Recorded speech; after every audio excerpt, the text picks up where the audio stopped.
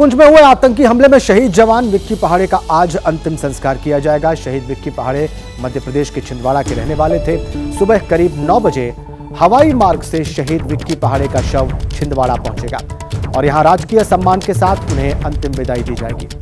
शहीद के पैतृक गांव नोनिया करबल में उनका अंतिम संस्कार किया जाएगा।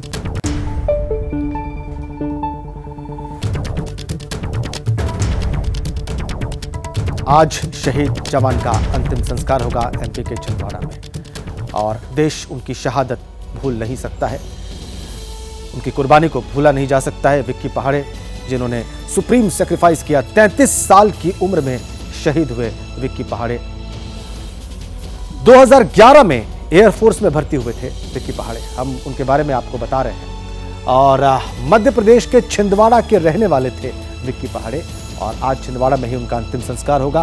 पैतृक गांव छिंदवाड़ा का नोनिया करबल है जहां पर थोड़ी देर में उनका पार्थिव शरीर पहुंचेगा। 18 अप्रैल को छुट्टी से वापस लौटे थे विक्की पहाड़े।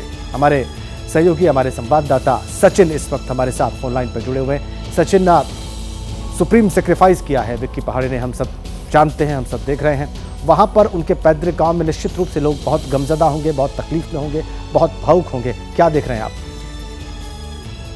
सर, घर में तो मातम पसरा हुआ है, वहीं काफी दुख है और लोग फक्र भी महसूस कर रहे हैं कि इनके बेटे ने देश की रक्षा करते हुए अपने प्राण न्यौछावर कर दिए। जी, कब वहां पर उनका पार्थिव शरीर पहुंचेगा, इस बारे में आपको कोई जानकारी मिल पाई है?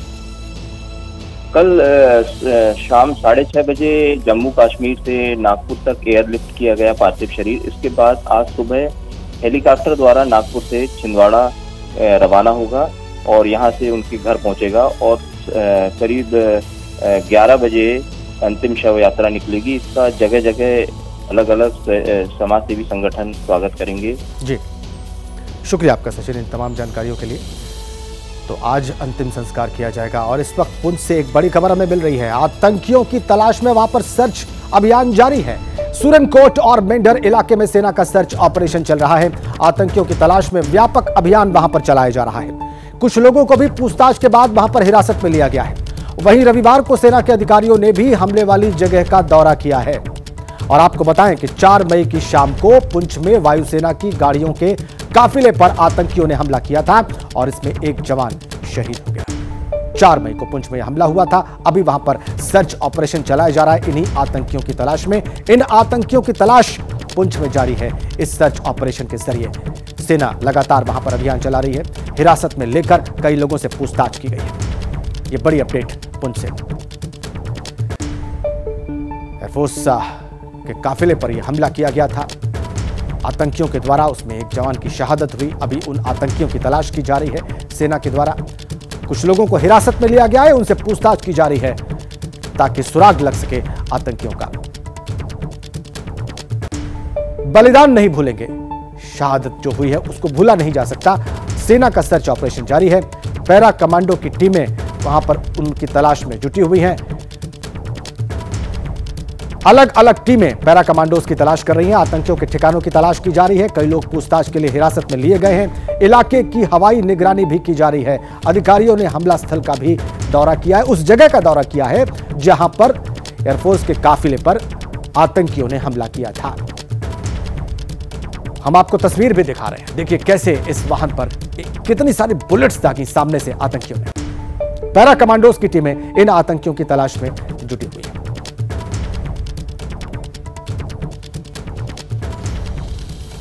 चलिए आगे बढ़ते हैं। एक और बड़ी खबर आपको देते हैं। पुंछ में सेना के अधिकारियों ने हमले वाली जगह का दौरा किया है और इसमें बड़ी खबर यह है कि आतंकियों के हमले के बाद जंगल में भाग जाने की आशंका है। अधिकारियों ने बताया कि ज्यादा से ज्यादा लोगों को हताहत करने के लिए एके असॉल्ट राइफल्स का इस्तेमाल भी किया गया था आतंकियों के द्वारा। जहां पर हमला हुआ उस जगह का दौरा किया है अधिकारियों ने। आइए आपको कुछ और डिटेल्स देते हैं और आपको विस्तार से बताते हैं अधिकारियों के दौरे के बारे में और उसके बाद जो चीजें सामने आई हैं उनके बारे में। पुंछ हमले में जो चीजें निकलकर सामने आ रही हैं वो हम आपको बताते हैं। जंगल में भागे हैं आतंकी। एयरफोर्स के काफिले पर हमला करने के बाद एके असॉल्ट राइफल्स का इस्तेमाल किया इन आतंकियों ने। अमेरिकी M4 कार्बाइन राइफल का भी इस्तेमाल किया है इन आतंकियों ने एयरफोर्स के काफिले पर हमला करने के लिए। अमेरिकी M4 कार्बाइन का, स्टील की गोलियों का भी इस्तेमाल किया गया इन आतंकियों के द्वारा हमला करने के लिए। ये डिटेल्स निकलकर सामने आई हैं, ये खुलासे हुए हैं। स्टील की बुलेट्स चलाई गई हैं आतंकियों के द्वारा एयरफोर्स के काफिले पर। ये तमाम चीजें वहां पर जब अधिकारियों की टीम पहुंची है जहां पर हमला हुआ था, उसके बाद निकलकर सामने आई है। शहादत को लेकर अब देश में इधर सियासत भी शुरू हो गई है। बीजेपी और कांग्रेस आमने सामने। स्टंटबाजी हो रही है, हमले नहीं हो रहे। पिछली बार भी जब इलेक्शन आते हैं तो ऐसे स्टंट खेले जाते हैं और बीजेपी को जिताने का संविधान तैयार किया जाता है। ये तैयार किए हुए सारे पहले से तैयार करके हमले करवाए जाते हैं। ये बीजेपी को जिताने का एक स्टंट होता है, इसमें सच्चाई नहीं होती। लोग मरवाने और लोगों के लाशों पे खेलना, ये बीजेपी को आता है। नौजवान जो शहीद हो जाते हैं, अब फिर चुनाव आता है तो मोदी जी हड़बड़ा करवाते हैं लोगों को। केवल इन लोगों ने लड़वाने का काम किया, हिंदू मुसलमान कराने का काम। शहीद जो हुए ये सब किनके वजह से हुए? ये मोदी जी के वजह से हुए, नहीं तो पहले कहाँ कोई शहीद। घटिया मानसिकता कांग्रेस की और क्या हो कि जिन्होंने पहले तो अपने ही सेना के जवानों को सशक्त करने की बजाय, हथियार देने की बजाय, बुलेट प्रूफ जैकेट देने की बजाय, लड़ाकू विमान देने की बजाय 10 साल तक दलाली खाने का इंतजार किया। ये वो लोग हैं कांग्रेस के और इनके सहयोगी दल जो पार्लियामेंट पे अटैक करने वाले अफजल गुरु को भी रात को 2:30 बजे अदालत खुलवाकर उनकी फांसी की सजा माफ कराने के लिए प्रयासरत थे। कांग्रेस के लोग वो हैं जो टुकड़े टुकड़े गैंग जो भारत का नामो निशान मिटा देना चाहती है, उनको भी अपने राजनीतिक दल में शामिल करवाते हैं और पार्टी की टिकट देते हैं। कांग्रेस ने जो देश का साथ अन्याय किया है वो देश कभी भूलेगा नहीं। जवान का शहीद होना कांग्रेस के लिए नौटंकी और ड्रामा है, राजनीतिक ड्रामा है। ये है कांग्रेस का असली चेहरा, ये है गांधी परिवार का असली चेहरा। ये कोई नई बात नहीं है। कांग्रेस के खून के अंदर ये घटियापंथी है। कांग्रेस के खून के अंदर आर्मी के प्रति, एयरफोर्स के प्रति या हमारे सैनिकों के प्रति ऐसी भावना है। ये गंदी राजनीति से बाज नहीं आ सकते। ये वोटों की तुष्टीकरण के लिए, पाकिस्तान को खुश करने के लिए किसी कदर भी नीचे गिर सकते हैं। और इसीलिए चरणजीत सिंह चन्नी ने ऐसा घटिया बयान दिया है, क्योंकि पाकिस्तान आजकल राहुल गांधी की तारीफ कर रहा है और चरणजीत सिंह चन्नी हमारे जवानों की शहादत को एक नौटंकी और फ्रॉड और ड्रामा बता रहे हैं। जैसे ही घड़ी का काटा दोपहर 2:30 पे आए, बबीता जी का दिल सास बहू साजिश के लिए मचल जाए। और ये है इनकी बहू, पूरे दिन ऑफिस की टेंशन हो जाए गॉन जब ये करें अपना फेवरेट शो फ्री टाइम पे ऑन। इनकी तरह आप भी देखिए अपना फेवरेट शो अपने टाइम पर और डाउनलोड कीजिए ABP लाइव ऐप अपने स्मार्ट टीवी पर।